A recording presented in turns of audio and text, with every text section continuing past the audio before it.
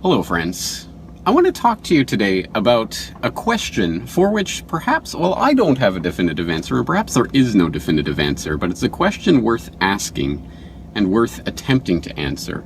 Namely, it is something that I've noticed with increasing irritation over the last several years, that people who are pro-NATO, pro-America as the world police, humanitarian love bombs that are really about geopolitical conquest, pro-American empire, share a fundamental mindset with people who are anti-NATO, anti-America as policemen of the world, anti-humanitarian love bombs. Namely, that every conflict everywhere in the world and every individual perspective of every people everywhere in the world is reduced to, what does this mean for U.S. State Department foreign policy? Where does this show up on the U.S. State Department map? That's how I know what position to take on this. I mean, of course, it should be quite apparent that for people who are pro-NATO, pro-America, policemen of the world, pro-empire, well, of course, they have to know what the official State Department dogma is so that they know whether it's, whether we need those love bombs to drop down in Libya to save those poor Libyan people in 2011, or now it's 2017, so Libya, who cares? What does that have to do with us? So obviously that's just straight dictation. But for the anti-NATO, anti-empire side, it's the same thing, really. It's what does this people's struggle, what does that comport with, or is that against what the U.S. State Department wants? And that will determine whether or not I support these people.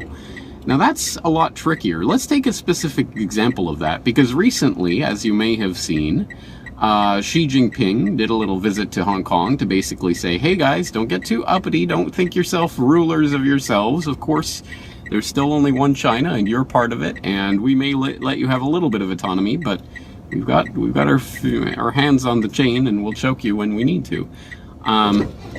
Which, unsurprisingly, rankled some people in Hong Kong who are upset with Chinese rule and who went out to protest Chinese rule.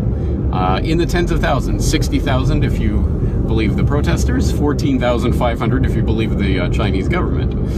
At any rate, tens of thousands of people took to the streets of Hong Kong. Now, I know, I haven't seen this yet, I haven't looked, I'm not referring to anyone specific, but I know to the extent that something like that would ever be covered in the alt media at all in the West, it would be covered to say that, well, look, the U.S. State Department has been funding, subversive groups in Hong Kong because they want to destabilize China, so that, they're supporting these damn, freedom and democracy people in Hong Kong. It's all part of a subversion tactic against China.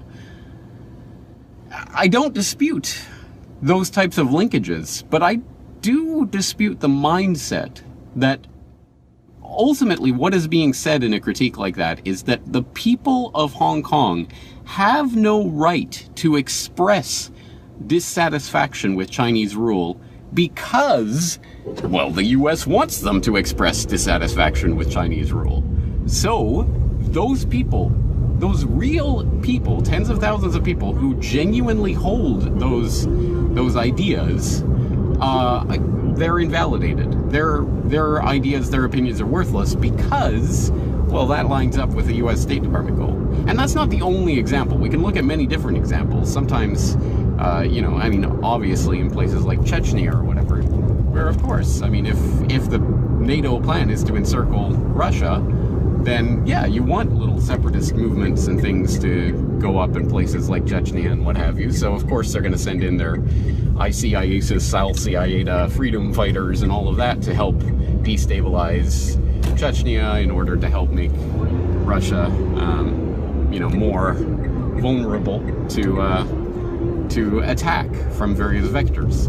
But again, does that limit the people of Chechnya? You have to be supportive of Russia because that is what we need in order to be anti-imperial. Do you understand what I'm saying here? The idea is that the only valid option to take for any people anywhere in the world is the one that is against what the U.S. government wants them to take. Well, that is exceptionally reductive. it reduces and marginalizes the genuinely held political viewpoints and opinions of people all over the world simply because it doesn't line up with the political philosophy of the anti-NATO crowd, which obviously I'm a part of. I'm just not sure I'm on board with that. And also, it sets it into a trap where, again, if it's ever so binary and reductive and black and white, you know, the US State Department has said they want this, therefore we have to be against that. If it's ever so binary and so reductive, then it's always, isn't it exceptionally easy then to basically set up the anti-NATO crowd by saying, hey guys, you know, we're for this. We want this to happen here, so everyone has to be against it. Well, then of course they can use that as a type of reverse psychology to get people to support things that they secretly want them to support, or go against things they secretly want them to go against. It could be reductive in that sense as well. So, as I say, I'm not sure there's a definitive answer to this, because of course, if the ultimate aim is to stop, ultimately, the empirical expansion and the wars of aggression and all of this, then we do, of course, have to be counter to NATO and US State Department interests. And we have to, at the very least, we, even if we are supportive of the people, say, of Hong Kong being against Chinese rule, we still have to be very wary about, okay, well, who is leading this movement, and what direction are they leading it, and to what end, and you know, how are they inserting false narratives into that, and how are they misleading the people of Hong Kong? That's important, and I think that's a nuance that we should not overlook. But at the same time, to simply dismiss entire points of view because, well, that's what the US wants them to do, it seems reductive. So anyway, I know this is a point that probably not a lot of people care about, but for me it can be quite rankling to see the way that entire people's viewpoints are dismissed and marginalized and put down to that. So I wanted to just solicit your guys' opinion on that, get some of the conversation going on this at any rate. So in places around the world where there is US State Department interests, I mean, does it have to be so knee-jerk, we have to be in support of this because they're against that, or do we have to be against that because they're in support of this?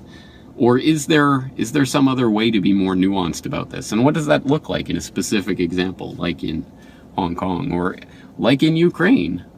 Ukrainians, Western Ukrainians, probably really aren't happy with Russia. But again, so do we have to be against Western Ukrainians because, well, that's exactly what the US wants them to think. Again, I think there's a lot to bite off and chew here, and it's difficult to talk about it in a vacuum. Probably have to talk about specifics, but I just wanted to throw this out there because, as I say, I've been thinking about this for years now, and it does rankle me to see entire points of view being dismissed because they're not the right points of view.